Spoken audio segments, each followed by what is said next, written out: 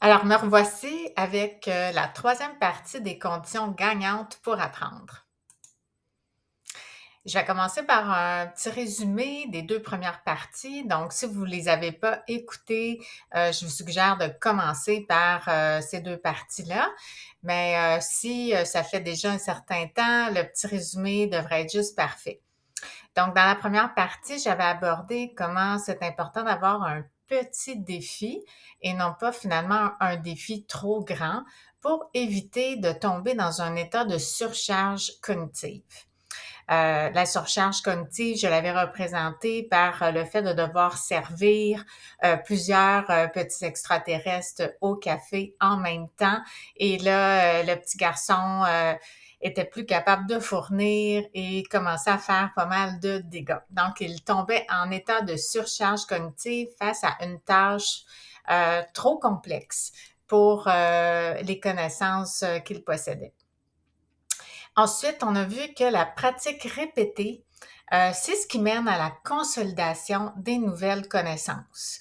Ça, c'était encore dans la première partie. Et finalement, la deuxième partie abordait la pratique de récupération, c'est-à-dire l'effet de test. Hein, comment, lorsqu'on essaie de se souvenir, de récupérer l'information dans notre cerveau, ça va aller améliorer la force du stockage de l'information dans notre mémoire à long terme. Mais c'est pas tout.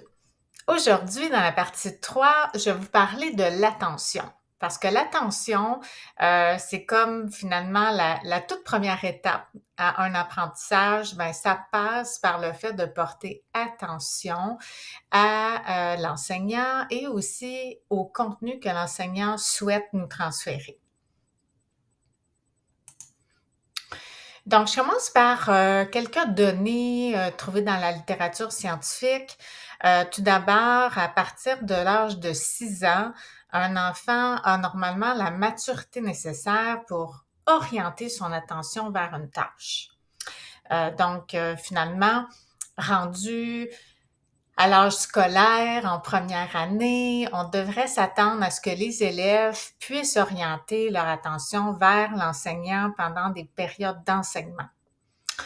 Le maintien de l'attention, par contre, sur une certaine période, hein, pendant combien de temps on est capable de rester concentré sur la tâche, ça va continuer à se développer pendant tout le primaire, donc jusqu'à l'âge de 12 ans. Il y a une étude de Cherry et collaborateurs que j'ai trouvée vraiment intéressante. Ils ont testé des élèves de 8 à 9 ans. Et ils ont réalisé que ces élèves donc rapportaient décrocher de la tâche. On appelle ça le mind wandering en anglais. Donc 24% du temps. Donc c'est quand même une proportion du temps assez importante que l'élève moyen est comme pas là. Il n'est pas concentré sur l'enseignant et ce que l'enseignant tente d'enseigner en avant de la classe. Et puis, évidemment, il y a une association entre le pourcentage du temps passé alors qu'on est dans un état de vagabondage de l'esprit et le rappel immédiat ou bien un rappel différé de l'information qui nous était expliquée là, lors de l'enseignement. Donc, ce fameux vagabondage de l'esprit arrive plus souvent lorsque la difficulté de la tâche est insuffisante. Donc, si c'est trop facile, on va finalement être plus susceptible de tomber dans la lune. Et quand c'est trop difficile, la même chose va survenir parce que là, ce qui arrive quand la tâche est trop difficile, c'est que on risque de tomber en surcharge cognitive, si vous vous rappelez ce qu'on a abordé dans la première partie. Et donc, la surcharge cognitive, elle est associée à une plus grande susceptibilité à la distraction. Donc, ça, c'est très intéressant, mais il faut surtout retenir qu'on ne parle pas d'une corrélation. Hein. C'est pas plus la tâche est difficile et plus on va tomber dans un état de vagabondage de l'esprit. C'est vraiment quand la tâche est juste au bon niveau pour nous. C'est-à-dire que ça nous demande un petit défi, mais pas trop grand, mais pas non plus aucun défi. C'est là qu'on va être capable de maintenir notre attention le plus là, sur une tâche. Donc, c'est un état qui peut être autogénéré. Ça veut dire qu'on n'a pas besoin de rien pour tomber dans la lune, finalement. Ça peut nous arriver tout seul. Donc, encore une fois, si on est en surcharge cognitive, ça risque de nous arriver plus souvent. C'est peut-être une certaine façon d'aller soulager cet état qui est quand même difficile. C'est pas agréable de se sentir en surcharge cognitive. C'est très fatigant. Donc, le fait de tomber dans la lune, ça va finalement nous soulager là, pendant le temps qu'on décroche. Donc, ça va nous arriver plus souvent à ce moment-là, mais ça peut nous arriver même dans les meilleures conditions. Donc, on se met à penser à toutes sortes de choses. Là, on voit la petite fille à gauche qui réfléchit peut-être à qu'est-ce qu'elle va manger à la collation, au fait que ses parents s'en allaient acheter une nouvelle voiture. Je pourrais peut-être dormir chez mon ami en fin de semaine. OK? Donc ça, c'est les pensées intrusives qui font en sorte qu'on décroche complètement de la tâche parce que ces pensées-là sont pas du tout en lien avec ce qui se passe dans la classe en ce moment. Et parfois, le vagabondage va être déclenché par un stimulus de l'environnement. OK? Imaginons qu'il y a un téléphone dans le sac à dos de l'élève et puis là, on entend un petit ding, une petite notification qui vient de rentrer. Donc, peut-être que l'élève était très concentré jusqu'à ce que ce stimulus-là soit déclenché et là, c'est automatique. On commence à se demander: «Ah, c'est une notification. Ah, c'est peut-être, mon amie qui m'a répondu, si elle peut ou elle ne peut pas venir dormir chez nous en fin de semaine. C'est peut-être quelqu'un qui a aimé ma story». OK? Donc, on sait très bien à quel point, on est une génération, petit et grand, très dépendant des réseaux sociaux. Donc, c'est vraiment le genre de stimulus qui peut être très, très dérangeant et donc déclencher ce fameux vagabondage de l'esprit. Ensuite, je commence à aborder là, qu'est-ce qu'on peut faire pour réduire ce vagabondage et donc maximiser l'attention soutenue en classe. Donc, la première chose, c'est bien évident, on va chercher à réduire les distractions externes. Donc, la situation où le vagabondage est déclenché par un stimulus de l'environnement. Notamment pour ce qui est des appareils électroniques, ce qui est recommandé, c'est qu'il n'y en ait surtout pas d'ouvert lors de périodes d'enseignement explicite. Quand on parle d'ouvert, là, je veux dire, dès qu'une notification peut rentrer, ben l'appareil est ouvert. Pas besoin d'avoir l'écran ouvert, mais finalement peut générer un bruit. Des fois, c'est un visuel, l'écran qui allume pour nous montrer qu'une notification vient de rentrer. Donc, ça, c'est sûr, c'est la base. J'écoutais toutefois dans un podcast Carl Hendrick récemment qui rapportait qu'une étude avait même démontré que même lorsqu'ils sont complètement fermés, donc disons à off là, mon téléphone, s'il est dans mon champ de vision, par exemple déposé sur ma surface de travail, ça va être suffisant pour que mes apprentissages soient moins bons, moins faciles, parce que juste de voir le téléphone, ça peut me faire penser au fait que j'ai mis une story tantôt, puis que je me demande s'il y a des réactions dessus, par exemple. Une autre façon de réduire le nombre de distractions, c'est, de regarder un peu l'environnement dans lequel on fait travailler les élèves. Par exemple, on devrait afficher seulement ce qui est utile pour la tâche dans la classe, donc peut-être que ça vaudrait la peine d'épurer. On a souvent des œuvres d'art et 1 million d'affiches super utiles et intéressantes, mais chacune de ces affiches peut jouer le rôle d'un distracteur lorsque c'est comme pas le temps finalement d'aller regarder cette affiche-là. Donc, on pourrait peut-être avoir une pile avec toutes nos belles affiches et choisir dans la pile très consciemment lesquelles vont être utiles pour l'enseignement qu'on est en train de faire ou la tâche qu'on veut que les élèves soient en train de faire à leur pupitre. Une autre façon de maximiser l'attention en classe est d'augmenter la saillance des concepts enseignés par rapport aux distractions. Parce que les distracteurs, il y en aura toujours. On peut faire tout notre possible pour les réduire, mais il y aura toujours un élève qui tousse, un autre qui parle au voisin. Bon, il y a toutes sortes de distractions. On peut pas épurer non plus l'environnement complètement. Donc, il y en aura toujours. Ce qui fait que si, par exemple, on projette bien notre voix, ben ça va déjà aider, OK? Parce que si la voix, finalement, est plus forte que les petits bruits qu'il peut y avoir un peu partout autour, ça va être plus facile de maintenir notre attention sur l'enseignant. Donc, il y a beaucoup d'enseignants qui développent des problèmes de voix. Hein. C'est pas facile de parler toute la journée et encore moins de parler fort. Donc, on n'hésite pas à utiliser des petits outils comme un petit micro portatif. Moi, personnellement, ça m'a comme sauvée là, dans mes journées d'enseignement ou de formation. J'aime beaucoup le petit micro portatif.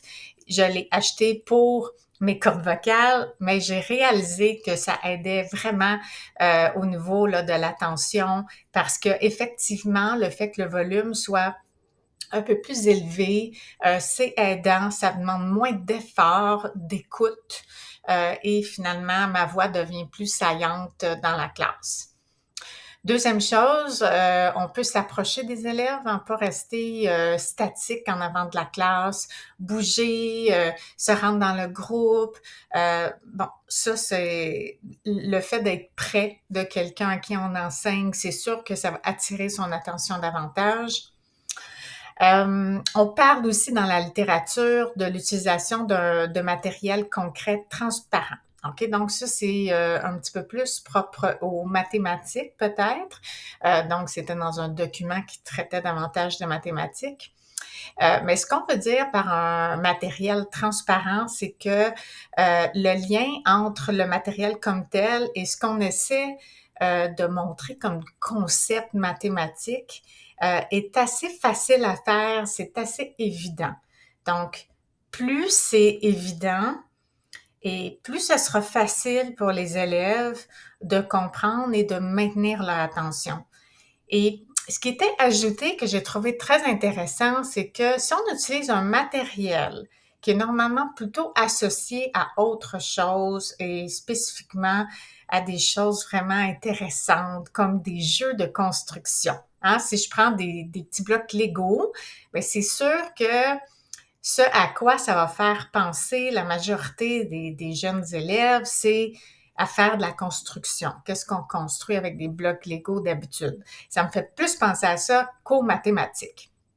Donc, si j'utilise des blocs Lego pour montrer aux élèves, par exemple, comment faire un dénombrement en déplaçant chacun des blocs pour ne pas double compter un bloc ou en sauter un, disons que je veux vraiment bien modeler une activité de dénombrement, mais donc auprès de ces jeunes enfants, par exemple, en début de première année, ben, avec les blocs Lego, j'en ai peut-être quelques-uns qui vont se mettre à rêver, à faire des constructions. Ah, c'est vrai, mes blocs Lego à la maison, ça fait longtemps que j'en ai pas fait. Ah, peut-être que je pourrais faire une maison avec mon ami en fin de semaine. Bon.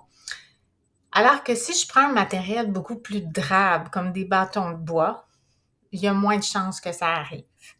Donc, je trouvais ça intéressant. J'ai trouvé ça là, dans l'article scientifique dont je vous ai mis la référence à la toute fin de la vidéo. Ensuite, on peut maximiser l'attention en classe, grâce à l'enseignement explicite de comment on devrait porter attention. Ça a l'air bien évident, mais il y a de plus en plus, de chercheurs qui s'intéressent à l'enseignement explicite des comportements et dans, leur papier, là, Dowley et Lovell, vont aborder explicitement comment on peut enseigner, à porter et à maintenir notre attention plus longtemps en positionnant notre corps vers l'avant de la classe, en conservant le regard, vers l'enseignant.